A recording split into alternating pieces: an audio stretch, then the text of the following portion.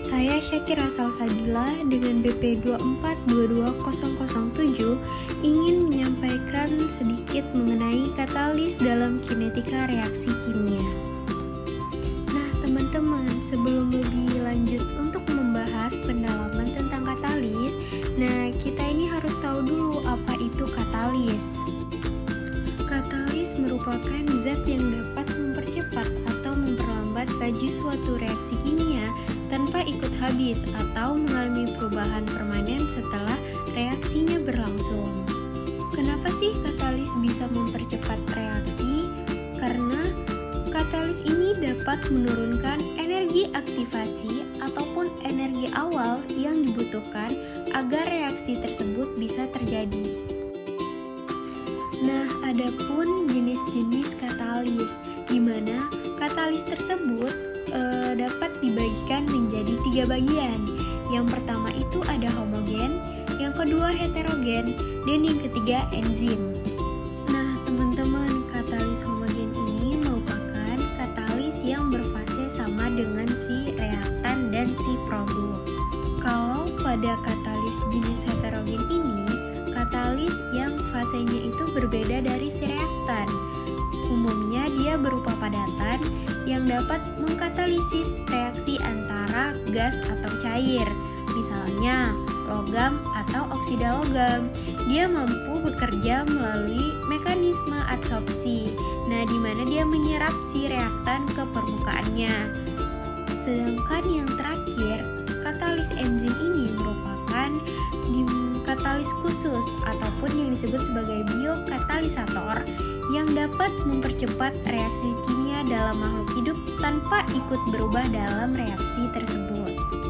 Masuk dalam mekanisme reaksi katalis. Nah, teman-teman, katalis homogen ini seperti yang dijelaskan tadi, dia terjadi ketika katalis tersebut berada di dalam fase yang sama dengan reaktan. Biasanya itu terjadi pada fase cair atau pada gas. Nah, pada katalis heterogen ini, dia terjadi pada permukaan padatan, di mana reaktan si gas atau si cair, dia berinteraksi dengan situs aktif si katalis. Lalu, pada katalis enzim tersebut, di mana dia membutuhkan dorongan energi awal agar dia dapat bereaksi. Nah, yang disebut itulah sebagai energi aktivasi. Nah, katalis enzim ini, teman-teman, dapat mempercepat reaksi bukan dengan menambah energi, melainkan dengan menurunkan ambang energi aktivasi tersebut. Nah, keunggulan katalis ini yang pertama, pada katalis homogen seperti aktivitas tinggi, spesifitas, karakterisasinya mudah, dapat memanage panas dengan efisien, dan kemudahan pengaturan pada reaksi. Pada reaksi heterogen ini, keunggulannya seperti pemisahannya itu mudah, terus dia reusable juga, ramah lingkungan, prosesnya lebih sederhana dan lebih stabilitas. Nah, kalau pada katalis enzim, keunggulannya seperti spesifitas tinggi, kondisi reaksinya ringan, tingkat reaksinya cepat, dapat terurai serta dapat diperbarui. Nah, untuk katalis enzim ini banyak yang menggunakan dikarenakan keunggulannya juga sangat bagus untuk kita gunakan. Tentunya selain ada keunggulan, tentu ada kelemahan pada katalis tersebut. Nah, teman-teman, pada katalis homogen ini kelemahannya sulit dipisahkan dari produk. Kenapa? Karena dia itu berada dalam fase yang sama. Nah, itulah yang membuat dia sulit untuk di-recycle dan dapat meningkatkan biaya.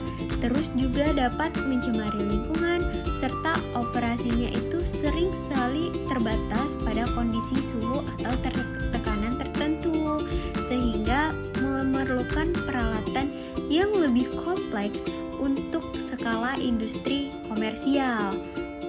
Nah, tentunya lah si katalis homogen ini lebih sering digunakan pada skala laboratorium. Pada katalis heterogen ini, kelemahannya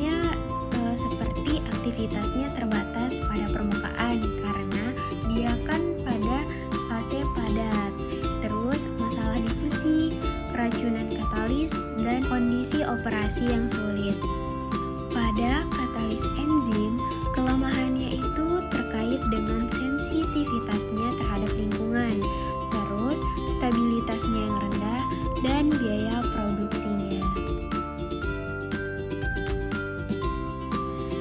Nah, masuk ke dalam definisi dari support katalis dan promotor katalis. Jadi, support katalis ini didefinisikan sebagai penyangga katalis, di mana material padat dengan luas permukaan yang besar itu digunakan sebagai tempat menempelnya komponen aktif si katalis. Nah, sedangkan promotor ini didefinisikan sebagai zat yang tidak memiliki aktivitas katalitik jika berdiri sendiri, tetapi ketika ditambahkan katalis, ia dapat meningkatkan aktivitas, selektivitas, ataupun stabilitas pada katalis tersebut. Teman-teman, tentunya ini katalis itu bisa mati.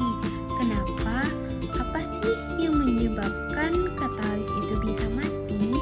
Nah, yang menyebabkan itu seperti dia keracunan, pengotoran, penuaan termal, erosi atau penghancuran mekanis, serta perubahan kimiawi. Nah, kalau dalam industri kimia ini, katalis mati itu disebut sebagai deaktivasi katalis, yang mana katalis itu kehilangan kemampuan aktivasinya untuk mempercepat suatu reaksi yang berjalannya seiring waktu.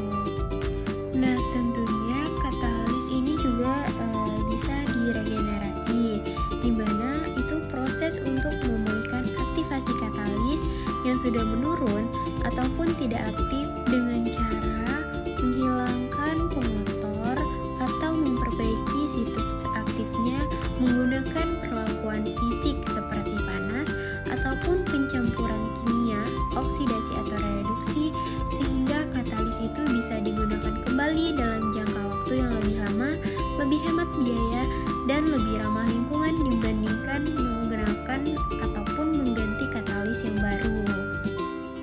Nah, perlu teman-teman ketahui berapa sih harga-harga katalis ini? Nah, kalau untuk katalis padat, dia itu tergantung jenis logamnya. Biasanya katalis padat ini lebih mahal dikarenakan bahan dasarnya itu mahal.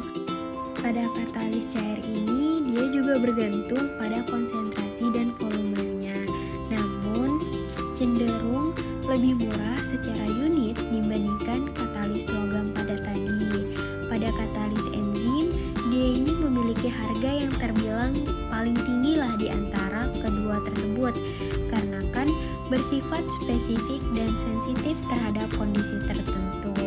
Dan juga tentunya ada harga, ada kualitas teman-teman. Makanya pada industri ataupun lab sering menggunakan katalis enzim tersebut. Ada beberapa faktor yang dapat mempengaruhi katalis seperti suhu reaksi, ukuran partikel, konsentrasi reaktan, luas permukaan, keberadaan si pengotor, serta pH lingkungan reaksi. Tentunya teman-teman sudah tidak asing lagi dengan penambahan katalis pada skala laboratorium. Nah, teman-teman, katalis ini juga sering diaplikasikan pada dunia industri seperti industri oleokimia, industri biogas, industri bioenergi, dan industri yang lainnya. Jadi teman-teman, parameter yang kita dapat itu seperti aktivitas katalis, seleksivitas katalis, konversi reaktan, luas permukaan, ukuran porinya, stabilitas termal, umur pakai, dan ketahanannya. Nah teman-teman, itulah tadi hasil presentasi saya. Kurang dan lebihnya mohon maaf. Semoga dengan video tersebut teman-teman dapat